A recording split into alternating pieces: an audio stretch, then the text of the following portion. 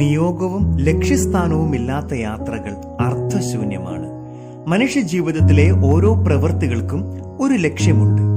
അന്ധകാരത്തിന്റെ നിഴൽ ആദിമാതാപിതാക്കളുടെ പാപത്താൽ ഭൂമിയിൽ നിബദിച്ചപ്പോൾ പ്രകാശമായി പാപികളുടെ രക്ഷകനായി സ്വപുത്രനെ പിതാവ് വാഗ്ദാനം ചെയ്ത് കാലത്തിന്റെ തികവിൽ ഈ ലോകത്തിലേക്ക് അയച്ചു. ക്രിസ്തുവിന്റെ അനുഗ്രഹീതമായ ജനനവും രക്ഷാകരമായ കുരിശുമരണവും ലോകത്തിന് പാപത്തിന്റെ ബന്ധനങ്ങളിൽ നിന്ന് വിമോചനം നൽകി. ക്രിസ്തുവിനെ പാപവിമോചകനായി വിശ്വാസത്തോടെ ഏറ്റുപറഞ്ഞ് ജീവിതത്തിൽ സ്വീകരിക്കാം. ദൈവകൃപയാൽ പാപ സാഹചര്യങ്ങളിൽ നിന്ന് മാറി നിൽക്കാം. നിർമ്മലമായ ഹൃദയത്തോടെ ദിവ്യസുതന്റെ പിറവിക്കായി ഒരുങ്ങാം.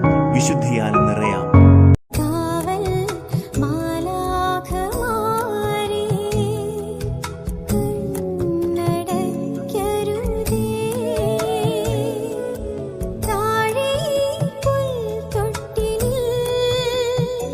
രാജരാ